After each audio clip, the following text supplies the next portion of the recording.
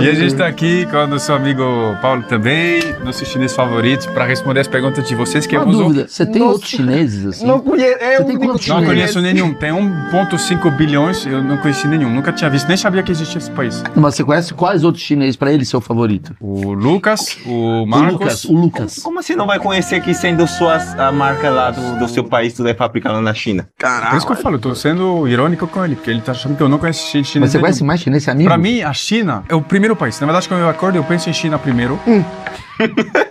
Posso falar? Não ri, eu tô falando sério. E depois eu penso em você.